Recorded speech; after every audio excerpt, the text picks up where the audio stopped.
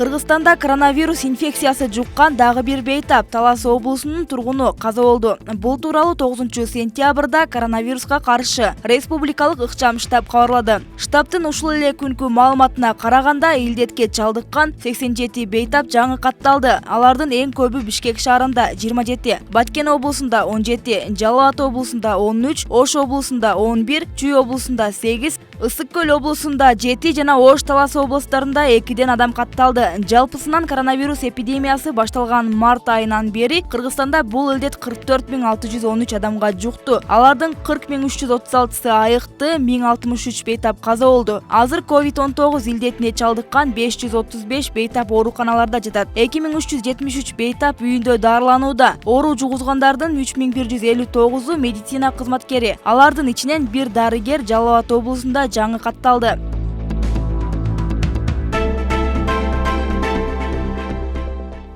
Президент Сооронбай Жээнбеков 2 күндүк жумуш сапары менен Ош облусуна барды. Мамлекет башчынын басма сөз кызматы кабарлагандай, өлкө аймактарын кыдыруусун улантып, Жээнбеков 9-10 сентябрда Ош жергесинде болот. Ош шаарында жана Кара Суу районунда президент билим берүү жана медицина объектилеринин аймактык ички жолдорунун курулушу менен таанышып, айыл чарба жана өнөр жай ишканаларын кыдырат. Сот системасы, жергиликтүү өз алдынча башкаруу органдарынын санар иштештирүүнүн жана коронавирус пандемиясы шартында инфратүзүмдүк долбоорлорду ишке ашыруунун жүрүшүн көрүп чыгат. Буга чейин Жээнбеков Ош облусуна иш сапары менен июнь айында барган. Өткөн аптада Чүй, ага чейин июль айынан бери Талас, Ысык Көл, Баткен, Жалал Абад жана Нарын облустарын кыдырган.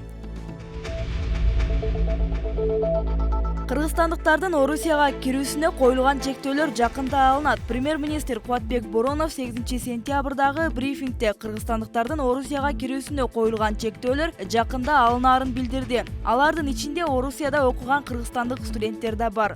Бороновдун айтымында учурда Орусиянын аймагына орусиялык жарандар жана алардын жакын туугандары, медициналык жардамга муктаждар, жакын туугандары каза болгондор, бейтаптарды караган адамдар жана спортчулар кире алат. Калган жарандарга кирүүгө уруксат жок, бирок буюрса бул чектөөлөр да жакында алынат. Ал эми студенттердин Орусияга кетүүсү боюнча сүйлөшүүлөрдү жүргүзүп жатабыз. Орусия студенттерди киргизүү боюнча алгоритмдерди иштеп жатат. Ага ылайык студенттер изоляциялык нормаларды сактоого милдеттүү болушат, деди Боронов. Буга чейин 500гө чукул кыргызстандык студенттер президенттин аппаратынын жетекчиси Досалы Эсеналиевке кайрылып, Орусияга кайтууга көмөк көрсөтүүнү суранышкан.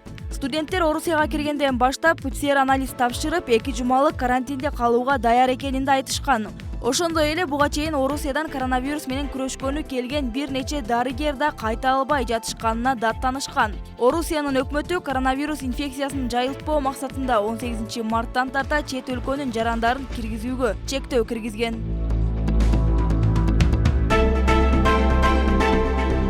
Эки 221 талапкердин соттуулугу алынган. 50 талапкер боюнча чечим чыга элек. Борбордук шайлоо комиссиясы Жогорку кеңештин депутаттыгына талапкерлердин соттуулугу тууралуу Ички иштер министрлигинен жана Жогорку соттон алынган маалыматтарды берди. Ага ылайык Боршайком баш аягы 1912 адамды талапкер кылып каттады жана анын ичинен 1641 соттолгон эмес, 221 кишинин соттуулугу алынган. 50 талапкер боюнча соттун чечими чыга элек. 5 адам административдик кодекс боюнча жоопко тартылган. 26 киши соттон акталган, 19-нун иши сотто каралып жатат. Партияларга бөлүп карасак, Афганистан согушунун ардагерлери жана ушул сыяктуу кагылышууларга катышкандардын саясий партиясынан 78 талапкер катталды. Анын 73-ü соттолгон эмес, 5 адамдын соттуулугу алынган. Мекен ынтымагы партиясынан 149 талапкер катталды, 129-у соттолгон эмес, 18 кишинин соттуулугу алынган. 2 талапкер боюнча соттун чечими жок, экөө акталган. Атамекен партиясынан 150 талапкер катталды, 130-у соттолгон эмес, 18 кишинин соттуулугу алынган. 2 талапкер боюнча соттун чечими жок. 1 киши административдик кодекс боюнча жоопко тартылган, 1 адам акталган. Мекенчил партиясынын 136 талапкери бар, 108-и соттолгон эмес, 24-үнүн соттуулугу алынган. 4 талапкер боюнча соттун чечими жок, 1 киши административдик кодекс боюнча жоопко тартылган. Экөө сотто акталган, 1 адамдын иши сотто каралып жатат. Бир бол партиясынан 108 талапкер катталган, 96-сы соттолгон эмес, 11-нин соттуулугу алынган. 1 талапкер боюнча чечим жок, бирөө акталган. Ыйман Нуру 101 талапкери бар, 85 соттолгон эмес, 11-нин соттуулугу алынган. 5 талапкер боюнча чечим жок, 3-өө акталган, 2 кишинин иши сотто каралып жатат.